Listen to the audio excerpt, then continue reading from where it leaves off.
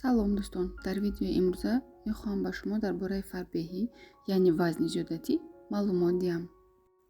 Ба фарбеҳӣ якчанд омилҳо таъсири худро мерасонанд ва аз ҳама омили асосӣ ин зиёд истеъмол кардани хӯрок мебошад, яъне ҳамон калорияҳое ки дар як рӯз ба мо муқаррар карда шудааст, аз он зиёдтӣ мо истеъмол мекунем.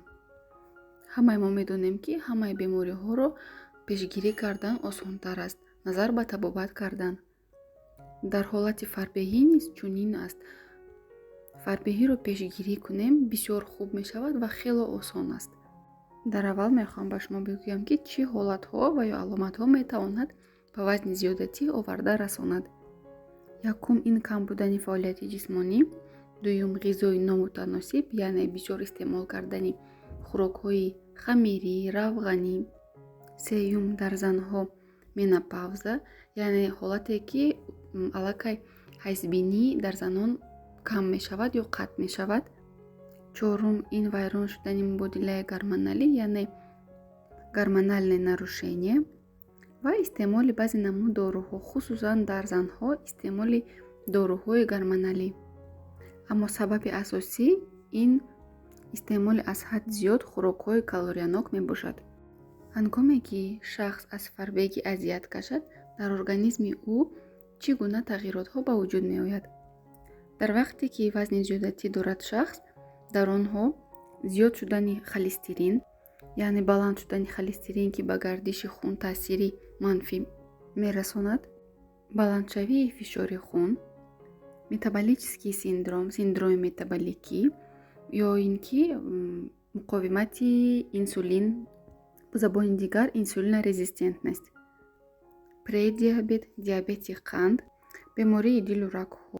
Дар занҳо нодуруст кор кардани тухмдонҳо дида мешавад.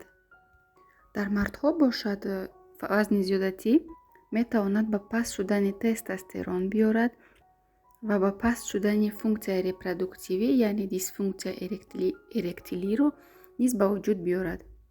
Пас пешгирии фарбеҳӣ чӣ гуна аст? аз шумо хоҳиш мекунам, ки ягон хел доруҳо, ки дар таркибашон фақат алафҳо мавҷуд аст, истеъмол накунед, чунки онҳо таъсири муваққатӣ доранд, яъне временный эффект доранд ва бо вуҷуди агар шуморо ягон 1-2 кило хароб кунанд, ба организми шумо бениҳоят зарари ҷиддӣ мерасонанд. онҳо кори гурдаҳоро вайрон мекунанд, кори меъдаю рӯдаҳоро вайрон мекунанд, ба ҷигар зарари сахт мерасонанд.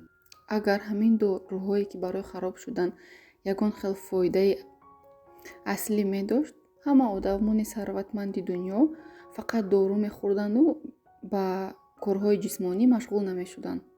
ҳама доруҳое ки аз Хитой мебиёд, аз Корея мебиёянд ё ин ки аз Турсия мебиёнд барои хароб шудан, ин ҳамааш реклама аст. ҳолатҳое ҳаст, ки одамон истеъмол кардагии ҳамхел доруҳоя дар охир гирифтори бемории саратон шудагӣ, захми меъда яъне гастрит, язва шудагӣ. барои ҳамин якум доруҳоро аз рӯйхати худ барои хароб шудан хат задан дар кор. асоси ҳамаи харобшавиро кам кардани калория ташкил медиҳад, ба ғайр аз одамоне ки доруҳои гормоналӣ истифода мебаранд. калорияро чӣ тавр кам кардан мумкин аст? Ду роҳаш аст. якум ин бо роҳи ҷисмонӣ, дуюм ин кам кардани хӯрок, яъне диета ба шиштан. диета ин маъно надорад, ки шумо фақат об, кефир хӯреду тамом. диета барои хароб шудан ин кам кардани якум шакар, дуюм маҳсулотҳои орд, хамирӣ ва зиёд кардани сабзавот, меваҷот ва алафҳо. ва албатта машқҳои ҷисмонӣ. Дар ин ҳолат дар организми шумо дефитсит калории ба вуҷуд меояд. вақте ки шумо дефитсит калории дар организмтон ба амал меоред, албатта ин ба коҳиш додани вазн мусоидат мекунад.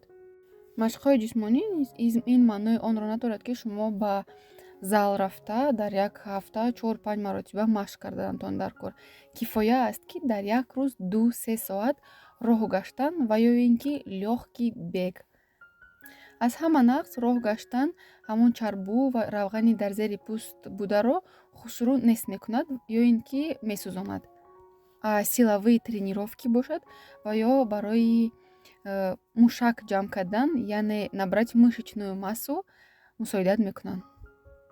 аз куҷо фаҳмидан мешавад, ки дар организми шумо дефитсит калория аллакай ҳаст ё ин ки не?